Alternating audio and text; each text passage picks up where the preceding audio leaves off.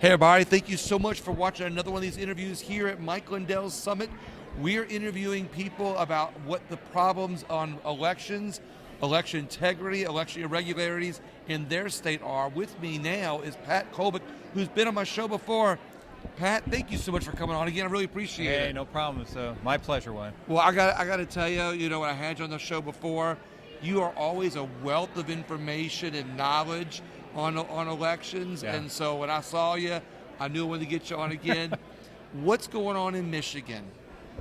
Well, unfortunately, from a legislative perspective, not a heck of a lot. And unless you include the Secretary of State acting like a legislator. Right now, she's in the primary election we just had back in August. She was essentially implementing new rules for how the poll inspector should be addressing poll challengers. Now, in your Constitution, is it the legislative body's job to make the rules for the elections? In our Constitution, I mean, we have all full legislative authority, but the legislature has allocated requirements around or responsibilities around audits and election procedures to the Secretary of State. But they still have to do so in a manner consistent with other statutes. Mm-hmm. And what she did recently in this last election was she issued directives in the form of election manuals and guidance to all of our clerks, and we got about 1,500 clerks in the state of Michigan, on how to deal with poll challengers, because they've essentially tried to demonize people trying to oversee the integrity of the election as the bad guys. And instead, no, it's a cooperative relationship. We Right. go off and make sure that everything is done in accordance with the law. It's the job of a poll challenger. Well, what they've done essentially is say, no, now we're the bad guys, and she put out directives that violated all these laws that are designed to go off and protect the integrity of the election. And what it's teed up, frankly, is a powder keg. And I think that's part of the deliberate activity on her. So we've got poll challengers that are being trained to make sure that all election law is followed. She's issued guidance to the poll inspectors that is not compliant with the law. So you've got this natural conflict that's Right, brewing, exactly. and I think it was deliberate. Like you said, I think more and more that we're seeing in the country is deliberate, Yeah. As a way of people turn their heads the other way. What are the major flaws with the elections in Michigan right now? Well, it starts with the voter roll. I mean, Yeah. when you have over 800,000 invalid voters, ineligible voters, sitting in a voter roll of about 8.1 million registered voters, that 10% is a pretty big swing for elections typically decided, between 0 and 5%. So now when you say ineligible voters, 800,000, Yeah. are they, how are they, ineligible? Yeah, by age analysis, I mean, we know what our voting age population is in the state of Michigan. And as Sandy Kiesel put up in her presentation, what we've seen in the wake of our new Secretary of State, relatively new, took office in 2018, in the wake of her getting in office, it's almost an exponential increase in the disparity between our voting age population and the number of registered voters. So it's a separation. We've got more people registered to vote than we have people of voting age population. Wow. Now, I had also heard that you have more registered voters or more people voted than you have registered voters. Yeah, we have an overvote situation where they're required by law to update the list of people who voted in our election, within 7 days of the election. Well, and I highlighted at this event, that I've got a FOIA request, Freedom of Information Act request, dating back to December of 2021, which is already over a year after when they were supposed to have this information, and they still don't have a list of the people who voted in the 2020 general election compiled. Now, she threw out a number that over 500,000 people voted that aren't registered, or you have an overvote situation? Well, so if it's an overvote situation, we've got 5,579,317 ballots supposedly were cast or people voted in that 2020 election. What their voter file records show is that there's 104,000, their initial blast at least, showed that there's over 104,000 less than that actually documented as having voted for the voter rolls. So you have an overvote of 104,000? Either that or somebody decided to go off. There's 104,000 Michiganders that are more special than the other ones and got to vote twice. We don't know. Well, I regularly like to point out, that the problems in our voter registrations are the reasons why ballot harvesters are able to get so many fake ballots, put in. And you've got not only people that aren't voting that they're able to use, but oftentimes with those registrations, you'll go to a house when people are doing canvassing, and you'll see that there's 10 people registered in a household of 2. Yeah. And so the 8 example in that house, are those the ones that just keep adding up, and all the different ones that are why we have overvoting? Well, that's where Sandy Kiesel and her group, the Election Integrity Force, come in, and Joanne Bockley's joined her out here. They've been analyzing these voter rolls to identify just those target houses, if you will. Although you can't say target because then but it gets all upset about it. Oh, yeah, no, but zero in on exactly whether or not there's something monkey business going on there. And I've been a big advocate of saying, how to address this? Go off and publish the list of voters that are eligible to vote in an upcoming election up on a public website in a manner that's you're able to do data mining on, so like a CSV or Excel format, and actually go off and be able to dig into it. That way, every person on their block can be a monitor for the integrity of the election in your neighborhood. That's a great idea, actually. As a way to keep monitor the rolls. Yep. What are any other big election problems in your state? Well, the voting systems themselves. I mean, we shouldn't.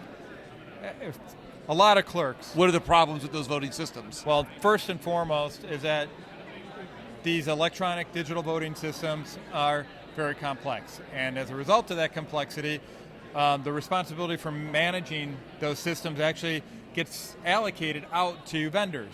These vendors are not subject to FOIA requests.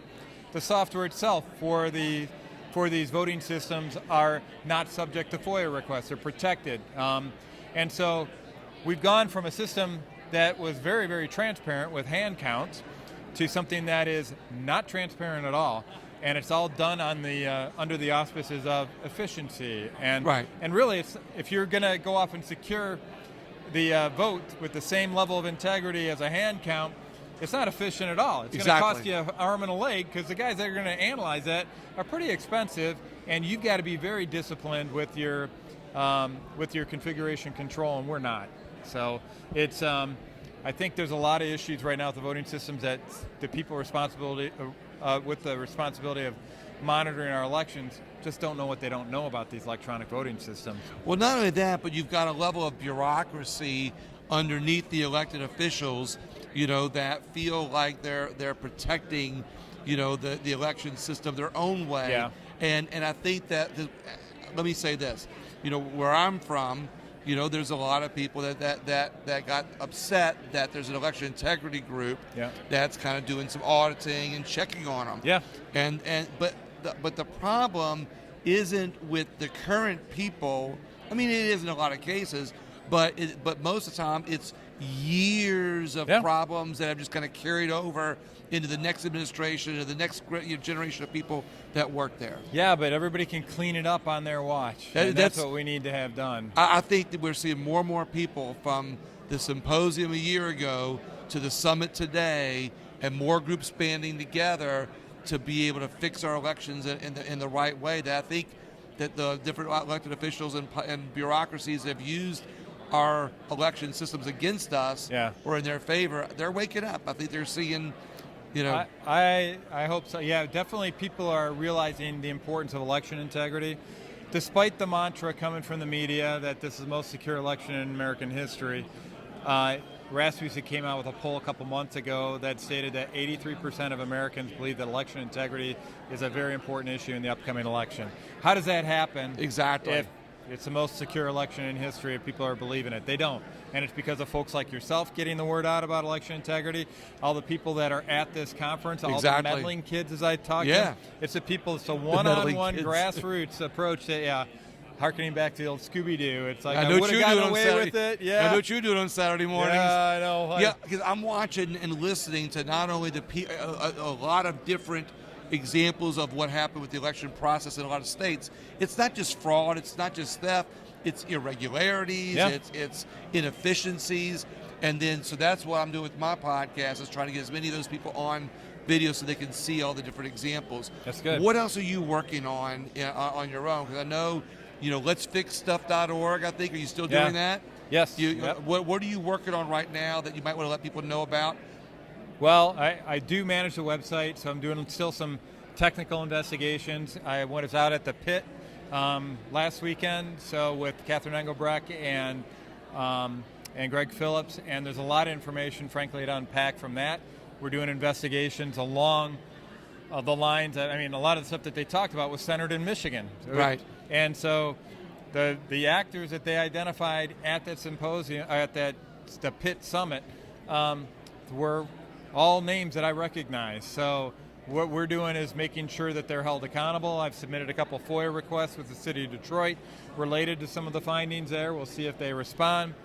But really, I haven't struck a very good balance between doing the investigation, which I always seem to want to make sure I'm connecting the dots, and then equipping all the meddling kids in Michigan and other states to do a good job on it, and then actually going off and communicating it myself. So that's why it's important when I get a chance, Well, if ever you need to communicate it, you're always welcome on my show. Oh, thanks, Wayne. Is it letsfix.org? Is that still your main site? Yeah, letsfixstuff.org. And if you want to find out more information about the book that I just wrote that addresses all the different fraud that we've seen and packages it so you can see how all the different components of the fraud fit together, that's out at the2020coup.com. So tell me about that book. What's that one about? Yeah, it's called The 2020 Coup, What Happened and What We Can Do. And in it, what I try to do is knit together all the information you've seen from folks like Catherine and Greg with 2,000 Mules. Mm-hmm. How does a ballot trafficking bone connect to the cyberspace bone that Mike likes to talk about with the Absolute series? And how does that fit in with the funding bone like the folks at Deep Rig and Rigged kind of address, like Molly Hemingway and those guys? And we do our best to kind of connect the dots between all of them into this book called The 2020 Coup. I love it. How can people find out more about that book? Yeah, go to the2020coup.com, and if you want to buy a copy, I'm encouraging you. We're at the Mike Lindell event. Go to mystore.com, and if you enter in the promo code Meddling Kids, you'll get around 33% discount. Back to those meddling kids. That's right.